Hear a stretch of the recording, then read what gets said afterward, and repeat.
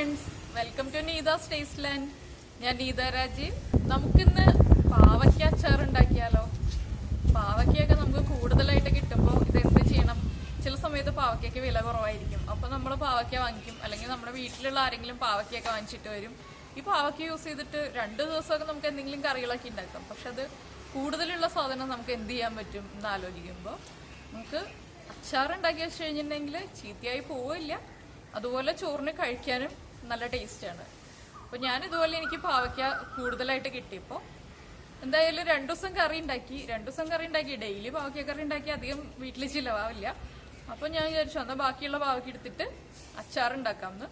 അങ്ങനെയാണ് ഞാൻ പാവയ്ക്ക അച്ചാർ ഉണ്ടാക്കാൻ വേണ്ടിയിട്ട് പ്ലാൻ ചെയ്തത്. പാവയ്ക്ക അച്ചാർ ഉണ്ടാകുമ്പോൾ നമ്മൾ കുറച്ച് പഞ്ചസാര ആഡ് ചെയ്യുക.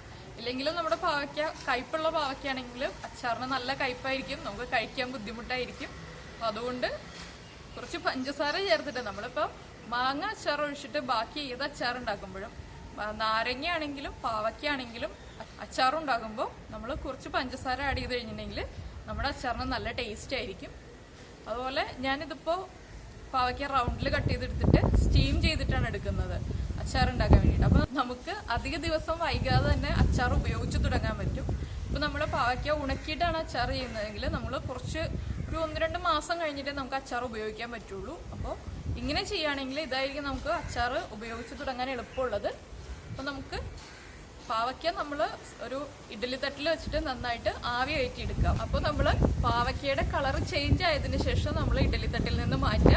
അതിനുശേഷം അതിലിപ്പോൾ ആ ഒരു ആവി വന്നതിൻ്റെ ആ ഒരു വെള്ളത്തിൻ്റെ ഒരു അംശം ഉണ്ടാവും, അതൊന്ന് പോകുന്നത് വരെ നമ്മൾ ഒരു പാത്രത്തിൽ സ്പ്രെഡ് ചെയ്തിടുക. അതിനുശേഷം അച്ചാർ ഉണ്ടാക്കുക. അച്ചാർ ഉണ്ടാക്കിയതിന് ശേഷം കുറേ ദിവസം വൈകാതെ ഒരു 1-2 ആഴ്ചയ്ക്കുള്ളിൽ നമുക്ക് പാവയ്ക്ക അച്ചാർ ഉപയോഗിക്കാൻ പറ്റും. അപ്പം ഞാൻ അച്ചാർ ഉണ്ടാക്കിയിട്ട് സാധാരണ ഒരു 2 ആഴ്ചയ്ക്കുള്ളിൽ തന്നെ യൂസ് ചെയ്യാറുണ്ട്. അത്ര ആകുമ്പോഴേ തന്നെ പാവയ്ക്കയിലേക്ക് ഉപ്പും മുളകും എല്ലാം നന്നായിട്ട് പിടിച്ചിട്ട് കറക്റ്റ് ടേസ്റ്റ് ആയിട്ടുണ്ടാവും. അപ്പോൾ നമുക്ക് എങ്ങനെയാണ് പാവയ്ക്ക അച്ചാർ ഉണ്ടാക്കുന്നതെന്ന് നോക്കാം. നമ്മൾ പാവയ്ക്ക അച്ചാറിന് ആവശ്യമായിട്ടുള്ള ഇൻഗ്രീഡിയൻസ് എടുത്തിരിക്കുന്നത്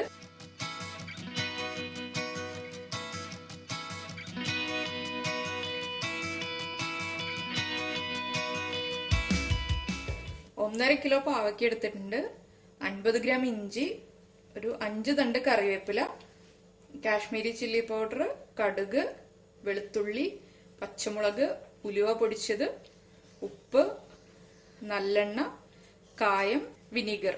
ഇതിപ്പോൾ ഞാൻ പാവയ്ക്ക ഇതുപോലെ റൗണ്ടിൽ കട്ട് ചെയ്തെടുത്തിട്ട് ഒരു 5 മിനിറ്റ് ഇഡ്ഡലി തട്ടിൽ വെച്ചിട്ട് നന്നായിട്ട് സ്റ്റീം ചെയ്തെടുത്തു.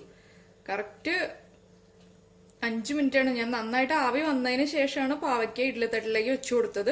അതിനുശേഷം അടച്ചു വെച്ചിട്ട് 5 മിനിറ്റ് സ്റ്റീം നന്നായിട്ട് ഹൈ ഫ്ലെയിമിൽ സ്റ്റീം ചെയ്തെടുത്തു.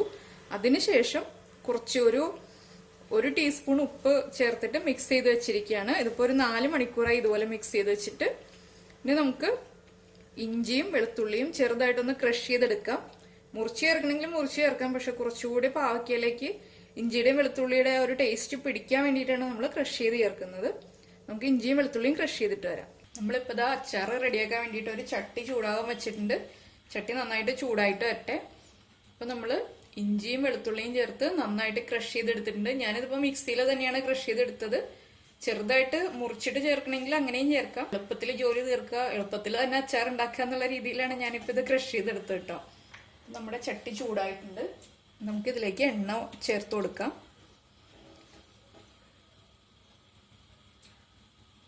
അപ്പോൾ ഇതാ നമ്മുടെ എണ്ണ നന്നായിട്ട് ചൂടായി വരുന്നുണ്ട്. നമുക്കിതിലേക്ക് കടുക് ചേർത്ത് കൊടുക്കാം. 2 ടീസ്പൂൺ കടുകാണ് ചേർക്കുന്നത്. അപ്പോൾ നമ്മുടെ കടുക് നന്നായിട്ട് പൊട്ടി തുടങ്ങിയിട്ടുണ്ട്. ഞാൻ ഫ്ലെയിം കുറയ്ക്കുകയാണ്. കടുക് പൊട്ടി കഴിഞ്ഞ് ഇതിലേക്ക് നമുക്ക് മുറിച്ച് വെച്ചിരിക്കുന്ന പച്ചമുളക് ചേർക്കാം. ഇത് 6 വലിയ പച്ചമുളകാണ് ഞാനിപ്പോൾ ഇവിടെ എടുത്തത്.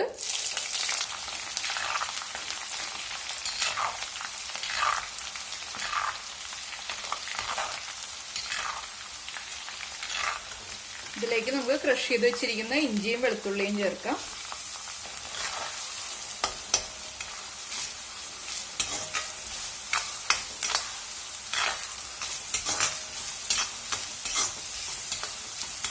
ഫ്ലെയിം ഒന്ന് കൂട്ടി വയ്ക്കാം.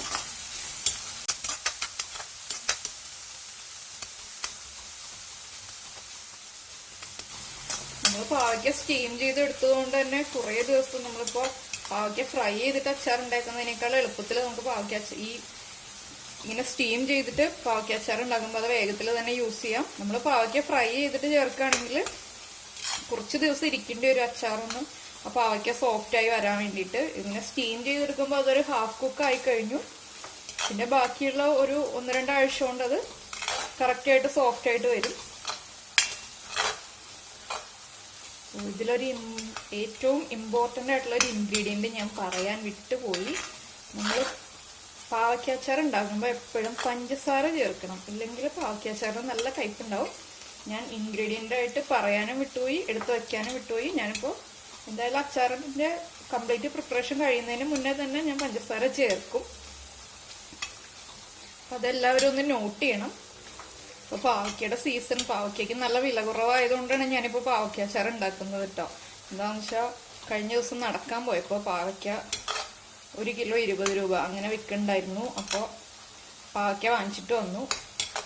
ആ പാവയ്ക്ക വേസ്റ്റായി പോകുന്നതിന് മുൻപ് എന്ത് ചെയ്യാം എന്നുള്ളത് നോക്കുമ്പോൾ നമ്മൾ പാവയ്ക്ക അച്ചാർ ഉണ്ടാക്കി വെച്ച് കഴിഞ്ഞാൽ ചോറിന് കഴിക്കുകയും ചെയ്യാം. നമുക്ക് ചെറിയ എമൗണ്ടിൽ കുറച്ച് കാലത്തേക്ക് സ്റ്റോർ ചെയ്ത് വയ്ക്കാൻ പറ്റുന്ന പല ഡിഷുകൾ ഇങ്ങനെ ചെയ്യാം. നമുക്കിത് ഇതുപോലെ സീസണലായിട്ട് അവൈലബിൾ ആകുമ്പോൾ മാത്രം ചെയ്യുകയാണെങ്കിൽ അങ്ങനെയുള്ള കുറേ കാര്യങ്ങൾ ചെയ്താൽ നമുക്ക് നല്ല ലാഭം ഉണ്ടാവും.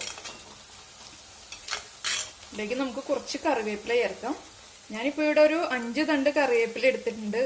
ഞാൻ എല്ലാ ഡിഷിലും കുറച്ച് കറിവേപ്പില കൂടുതൽ ചേർക്കാറുണ്ട്. അപ്പം അത് നമ്മുടെ ഇഷ്ടം പോലെ ചേർത്താൽ മതി.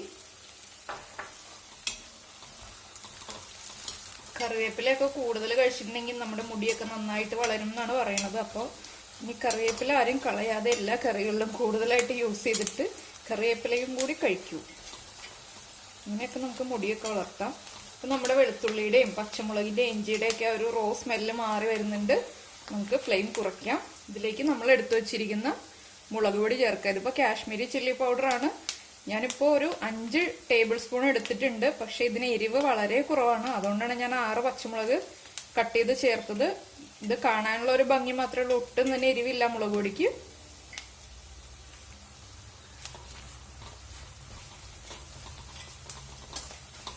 നമ്മൾ പാവയ്ക്ക വട്ടത്തിൽ തന്നെ കട്ട് ചെയ്തെടുക്കുകയാണെങ്കിൽ നമുക്ക് കട്ട് ചെയ്യാൻ എളുപ്പമുണ്ട്. ചെറുതായിട്ട് മുറിക്കുന്നതിനേക്കാൾ ഈസി ആയിട്ട് സമയം അധികം കളയാതെ നമുക്ക് വട്ടത്തിൽ കട്ട് ചെയ്തെടുക്കാം. അപ്പോൾ അതുകൊണ്ടാണ് ഞാനിത് പിന്നെ വട്ടത്തിൽ കട്ട് ചെയ്തെടുത്തത്.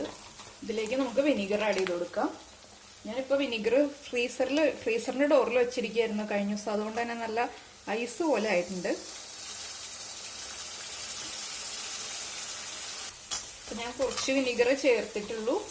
നമുക്ക് കൂടുതൽ ആവശ്യമുണ്ടോ എന്ന് നോക്കിയിട്ട് ചേർക്കാം. ഇതിലേക്ക് നമുക്ക് കുറച്ച് ഉലുവപ്പൊടി ചേർക്കാം. ഉലുവ ഡ്രൈ റോസ്റ്റ് ചെയ്തിട്ട് പൊടിച്ചു വെച്ചിരിക്കുന്നതാണ്. കായം വറുത്തൊന്നും പൊടിക്കുന്നില്ല, കായത്തിന്റെ പൊടിയാണ് ഞാൻ യൂസ് ചെയ്യുന്നത്. അപ്പോൾ വറുത്ത് പൊടിക്കാൻ താല്പര്യമുള്ള ആളുകൾക്ക് വറുത്ത് പൊടിക്കാം. അതിനുശേഷം ചേർക്കാം. ഇതിലേക്ക് നമുക്ക് പഞ്ചസാര ചേർക്കാം. ഞാനിപ്പോൾ 2 ടേബിൾ സ്പൂൺ പഞ്ചസാര ചേർത്തിട്ടുണ്ട്. ഇനി നമുക്ക് പാവയ്ക്ക ചേർത്ത് മിക്സ് ചെയ്തതിന് ശേഷം പഞ്ചസാര ആവശ്യമാണെങ്കിൽ ചേർത്ത് കൊടുക്കാം. ഇല്ലെങ്കിൽ നമ്മളിപ്പോൾ പഞ്ചസാര ചേർത്തില്ലെങ്കിലും ഇപ്പൊ കുറച്ച് ചേർക്കുന്നുള്ളൂ. ഇപ്പൊ നമുക്ക് കറക്റ്റായിട്ട് തോന്നാണ്. നമ്മുടെ അച്ചാർ റെഡി ആയതിനു ശേഷം നമ്മൾ യൂസ് ചെയ്യാൻ തുടങ്ങുമ്പോൾ കയ്പ്പ് തോന്നുകയാണ്, അല്ലെങ്കിൽ പുളി കൂടുതൽ തോന്നുകയാണെങ്കിൽ അപ്പോൾ കുറച്ച് പഞ്ചസാര ചേർത്തിട്ട് മിക്സ് ചെയ്താൽ മതി. ഇതിലേക്ക് നമുക്ക് പാവയ്ക്ക ചേർത്ത് കൊടുക്കാം.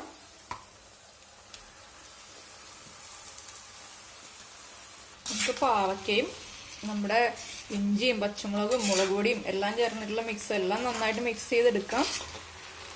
ഇതിലേക്ക് നമുക്ക് അച്ചാറിന് ആവശ്യമായിട്ടുള്ള ഉപ്പ് ചേർക്കാം. നമ്മൾ നേരത്തെ കുറച്ച് ഉപ്പ് ചേർത്തിട്ടാണ് പാവയ്ക്ക മിക്സ് ചെയ്ത് വെച്ചിരുന്നത്. ഇനിയിപ്പോൾ കുറച്ച് ഉപ്പ് ചേർക്കുക. അതിനുശേഷം നമ്മൾ ഫ്ലെയിം ഓഫ് ചെയ്തതിന് ശേഷം നമുക്ക് ഉപ്പ് ചെക്ക് ചെയ്യാം.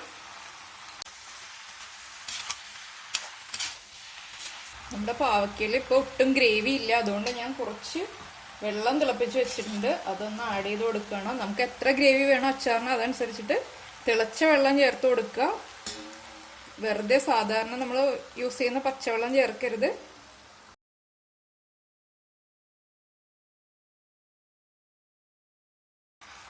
നമുക്ക് ഫ്ലെയിം ഓഫ് ചെയ്യാം. നമുക്കിനി ഇതിൻ്റെ ഉപ്പും എരിവും പുളിയും മധുരവും കയ്പും എല്ലാം ചെക്ക് ചെയ്യാം. കയ്പൊന്നും തോന്നുന്നില്ല, എരിവും ഉപ്പൊക്കെ കറക്റ്റ് ആയിട്ടുണ്ട്. ഇനി നമുക്കിത് ചൂട് മാറിയതിന് ശേഷം നമ്മൾ എടുത്തു വയ്ക്കുന്ന പാത്രത്തിലേക്ക് മാറ്റാം. ഇപ്പം ഞാനിതൊരു സ്റ്റീൽ പാത്രത്തിലേക്ക് മാറ്റുകയാണ്. ഇരുമ്പിന്റെ ചീനിച്ചട്ടിയിൽ പാവയ്ക്ക ഇരുന്ന് കഴിഞ്ഞാൽ ചിലപ്പോൾ കളർ മാറിയാലോ എന്ന് വെച്ചിട്ടാണ് ഞാൻ സ്റ്റീൽ പാത്രത്തിലേക്ക് മാറ്റാൻ പോകുന്നത്.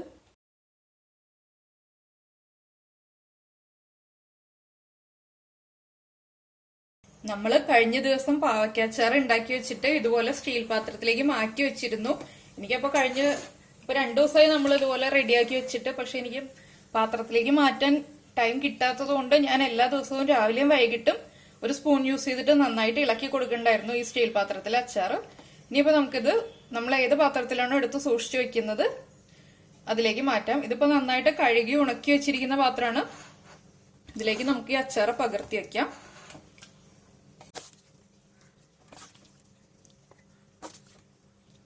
നമ്മളെപ്പോ അച്ചാറ് സൂക്ഷിച്ചു വെക്കുന്ന പാത്രമാണെങ്കിലും എല്ലാ പാത്രങ്ങളും നന്നായിട്ട് കഴുകി നന്നായിട്ട് ഉണക്കി തുടച്ചെടുത്തതിന് ശേഷം മാത്രം അച്ചാർ എടുത്ത് വെക്കുക, അല്ലെങ്കിൽ അച്ചാർ വേഗം തന്നെ ചീത്തയായി പോവും. ഇതിപ്പോ എണ്ണ ഈ സ്റ്റീൽ പാത്രത്തിന്റെ അടിയിലായതുകൊണ്ടാണ് ഞാൻ ഇപ്പൊ 2 ദിവസമായിട്ട് രാവിലെയും വൈകിട്ടും ഇളക്കി കൊടുത്തോണ്ടിരുന്നത്. അപ്പൊ ആ എണ്ണയുള്ള പോർഷൻ എല്ലായിടത്തേക്കും ആവും.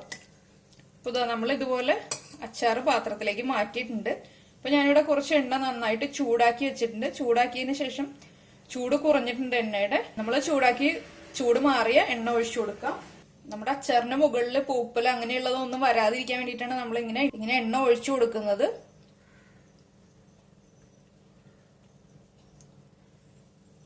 ഇങ്ങനെ നമ്മൾ എണ്ണ ഒഴിച്ചു കൊടുത്തില്ല എന്നുണ്ടെങ്കിൽ എണ്ണയിൽ നന്നായിട്ട് ഒരു തുണി നന്നായിട്ട് നനച്ചിട്ട് ആ തുണി ഉപയോഗിച്ചിട്ട് ആദ്യം ഈ പാത്രം അടയ്ക്കുക. അതിന് മുകളിൽ നമ്മൾ പാത്രത്തിന്റെ അടപ്പ് വെച്ചിട്ട് നന്നായിട്ട് അടച്ചു വെക്കുക. ഇതിപ്പോ നമ്മൾ എണ്ണ ഒഴിച്ചതുകൊണ്ട് തന്നെ ഇനി തുണി നനച്ചിട്ട് വെക്കേണ്ട ആവശ്യമില്ല, അല്ലാതെ തന്നെ നമുക്ക് സൂക്ഷിച്ചു വെക്കാം. ഇതിപ്പോ നമുക്ക് എടുത്ത് മാറ്റി വെക്കാം. ഇപ്പോൾ ഒരാഴ്ചക്ക് ശേഷം നമുക്ക് അച്ചാറ് യൂസ് ചെയ്ത് തുടങ്ങാം. അച്ചാറ് യൂസ് ചെയ്യാൻ തുടങ്ങുമ്പോൾ നന്നായിട്ട് ഇളക്കിയിട്ട് നമ്മൾ ചെറിയ പാത്രത്തിലേക്ക് മാറ്റിയിട്ട് യൂസ് ചെയ്യാം. അതുപോലെ തന്നെ നമ്മൾ അച്ചാർ എടുത്ത് വെക്കുന്ന കുപ്പി ഇടയ്ക്ക് നമ്മളിപ്പോ ചെറിയ ബോട്ടിൽസിൽ എടുത്ത് വെക്കുമ്പോൾ ആ അച്ചാറിലെ എണ്ണ എല്ലാ ഭാഗത്തേക്കും ആവാൻ വേണ്ടിയിട്ട് ഇടയ്ക്ക് ഒരു ദിവസമൊക്കെ ഒന്ന് നമ്മൾ തിരിച്ച് കമഴ്ത്തി വെച്ച് കൊടുക്കുക. ഞാൻ ജസ്റ്റ് എക്സാമ്പിൾ പറയുകയാണെ. ഈ കുപ്പി നമ്മൾ നേരെയാണ് വെച്ചിരിക്കുന്നത്. അപ്പൊ നമ്മൾ അച്ചാർ സൂക്ഷിച്ചു വെക്കുമ്പോൾ പല പാത്രത്തിലാണല്ലോ നമ്മൾ എടുത്ത് വെക്കുന്നത്. നമ്മൾ ഒരു 4 ദിവസം ഇതുപോലെ വെക്കുകയാണെങ്കിൽ അടുത്ത ദിവസം ആകുമ്പോൾ ഒരു ദിവസം മാത്രം ഇതുപോലെ ഒന്ന് തിരിച്ചു വെക്കുക. അങ്ങനെയാകുമ്പോൾ നമ്മുടെ അച്ചാറിലെ എണ്ണ എല്ലാ ഭാഗത്തേക്കും സ്പ്രെഡ് ആവും. എല്ലാ ഭാഗത്തും ഒരുപോലെ തന്നെ ഉപ്പും എരിവും എല്ലാം നന്നായിട്ട് പിടിക്കും. ഇനിയിപ്പോ നമുക്കിത് അടച്ചു വെക്കാം. അപ്പൊ നമുക്ക് അടുത്ത ഡിഷുമായിട്ട് അടുത്ത ദിവസം കാണാം. ബൈ.